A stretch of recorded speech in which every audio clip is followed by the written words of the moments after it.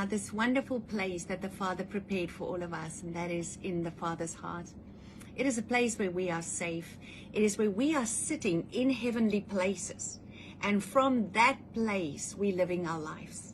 We're not living our lives from our situation. We sit with Him constantly. We have our being in Him. You are the air I breathe. So this is where I live. From that place, I can touch Him and I can bring kingdom down. This is a place that you need to enter in. This is the place that the Father prepared for us. And Jesus gave His life for us to enter into that place. Now, I want to read this to you today because it meant so much to me when I read it this morning. It is how to multiply, how do Yeshua teach us to live in His heart. Now, it was midday, just about lunchtime, and they all gathered together, and the Messiah was ministering to a multitude of thousands. And He said, when a crisis arose, He says this: the people were hungry and had virtually no food, only 2 fish and 5 loaves of bread. So this is what He did. He took the 5 loaves of bread and the 2 fish. He looked up to heaven and He gave thanks. He broke them. He gave it to His disciples to give it to the multitudes. And they all ate and they were filled. And the disciples collected 12 baskets of the leftover pieces. And it's called the miracle of multiplication. So let's break open this miracle and see how does it work. So starting with the 2 fish and the 5 loaves of bread, they fed these thousands of people. But how? This is what people say, but how? And then He says, listen again. Looking up to heaven. So this is what I'm saying to you. Looking up to heaven, seated in heavenly places. See yourself living in the heart of the Father. From that place, you'll receive a miracle. From that place, you receive peace. From that place, not from here. So He explained to them, look up to heaven. Number 1. Number 2, He gave thanks. Then He broke them and He gave it to the disciples. Yes, He looked up, He gave thanks. He gave thanks, and that moment, the miracle happened. Now, many times people think, when you look back then, there was mountains filled with bread and fish. It wasn't like that.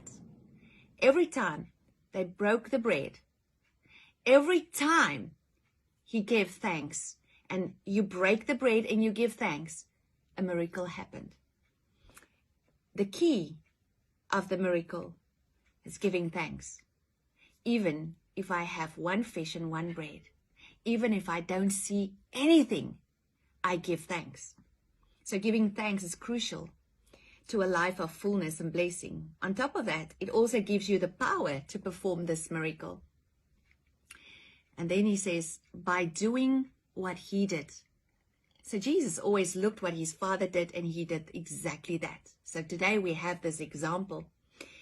You don't look at how little you have. You don't look at how big your problem are. You don't look at the impossible.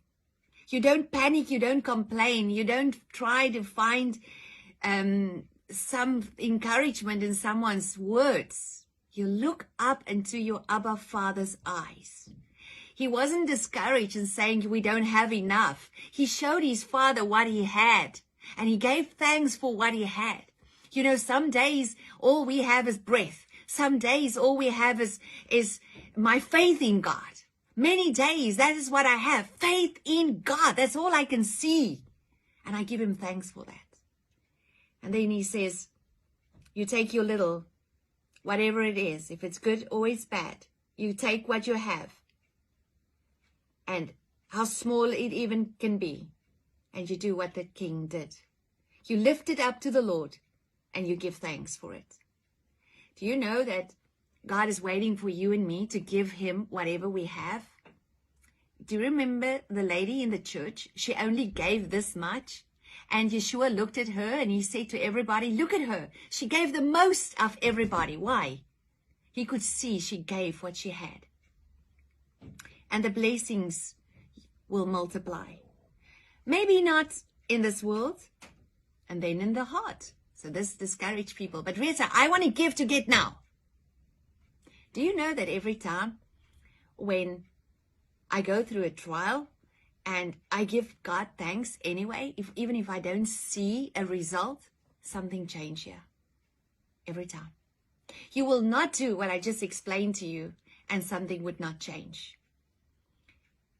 I think what we should remember is God is a good Father and He's always going to be there for us and He's always going to come through for us. Doesn't matter how it looks. But at the end of the day, it's in what we are transformed.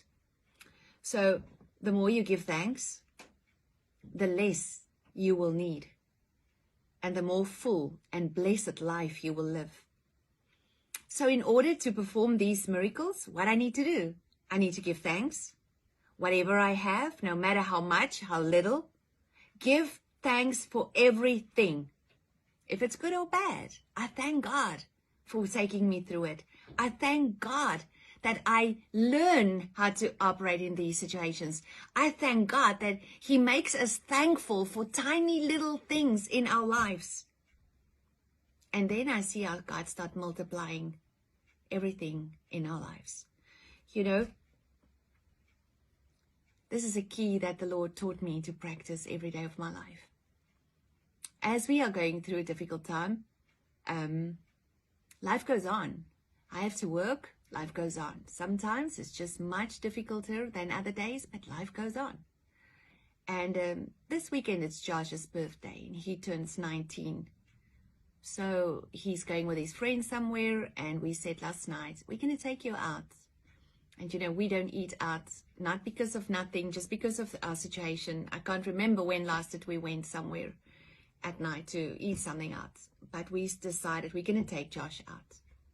But I looked at Tina, so how are we going to do this? How are we going to leave Chantal with Aldo? We can't even leave him 1 second. How are we going to do it?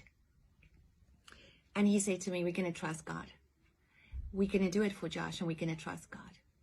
And we prayed. And we said, Lord, we ask you, we want to do this for Josh. And we booked an hour slot. And we said, Chantal, we're going to be back in an hour.